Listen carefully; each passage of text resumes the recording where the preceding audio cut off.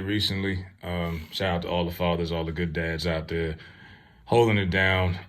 Legacy is real, and sometimes you have sons who feel like they have to live out their father's legacy, no matter who their father was, especially if he, was a real legend.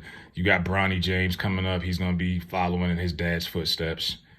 That's some big shoes to fill, obviously. Then you got, I remember back in the day when Michael Jordan's son tried to play basketball. Patrick Ewing's son tried to play. These kids feel like they gotta walk in their dad's shoes. And then in this case, you got a guy who's known as a legend. He's not necessarily a basketball player, but you know what I mean? You got Supreme, who was a legendary drug dealer in Queens back in the 80s, 90s, who's been incarcerated since 2006. And you have his son who, instead of trying to make a name for himself, would rather try to keep his dad's legacy alive. And it's like, okay, bro, your dad was a dope dealer. You clearly don't live that life. You didn't grow up the way he did. But he still feels like he's entitled to have to keep his dad's legacy alive. And it's like, fine. I don't know. We want to praise drug dealing to that degree. Fine. But when you start injecting yourself in your dad's personal street beefs, you got to be careful with that. I remember Jimmy Hinchman's son was out here doing that, and Tony Ayo seen him and slapped him around. You know what I mean? Like, you got to be careful with this stuff. And this kid likes to troll 50 a lot. Usually 50 doesn't respond to him. He doesn't give him the attention he seeks. He's done things in the past, real clown stuff. Like, he'll go take a picture with Ja Rule, right? Or he'll go take a picture with Marquise, 50's son.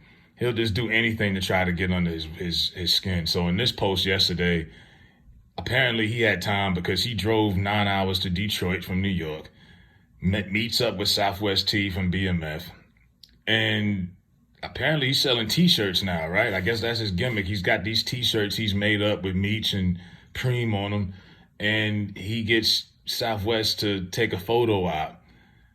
And T probably had no idea who this kid was, let alone what the whole thing was going to be about. And he's got the BMF Rick Ross song playing in the background, right? Real nice little touch, right? So he's trying to get a reaction. And for the first time, 50 actually gave him some time and was like, yo, man, you want to keep going with this. Now, in recent news, they've been wrapping up some of these power shows. It's 10-year anniversary recently. Power Book 2 is wrapping up. Power Book 3, Force is going to be wrapping up season 3. So now he's like, okay, you want to play around like this? I might just cut your show out. But I think he's trolling. This kid is a clown, bro. To inject yourself in your dad's business, some real street beef that you have no business in. Like, just stay in your lane, man. Create your own identity first and foremost. And stop trying to, like, you gonna fight your dad's battles? Your father's where he's at for a reason.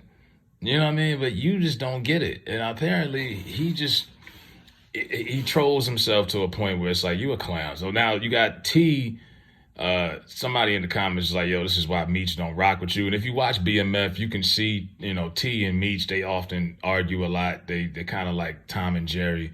They got different personalities. Meech is a little bit more outgoing than T is. And Meech actually has a good relationship with 50. He narrates the show. So he has hands-on with the show.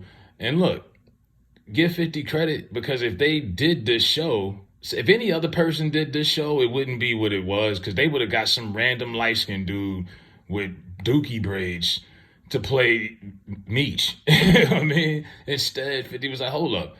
He's got a son. His son looked just like him. Paid to go send him to acting school, take classes, and they put him in there. And you got these other young men, Michael Rainey Jr. and all that. He's helping these boys actually level up in Hollywood.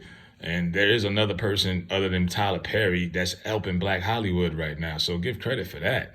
But, I don't get the whole point of trolling just because, you know what I mean? Like Meech, I don't even know if Preem and Meech had that good of a relationship. They probably crossed paths, I'm sure. But I doubt it if 50 would have did a show with Meech knowing that Preem is his boy. That just don't sound right. You know what I mean?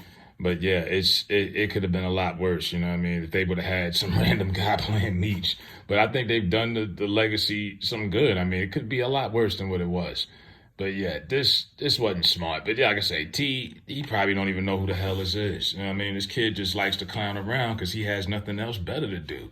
And he wants to just, at some points, he might actually run into somebody. You know what I mean? I hate to say that, but it seems like some people only respect violence. And it might have to get to a point with him where somebody might have to slap him around because he clearly don't get it. But he wants to get the attention, and he got it. So now people are nervous, like, oh, is 50 gonna really? I doubt it.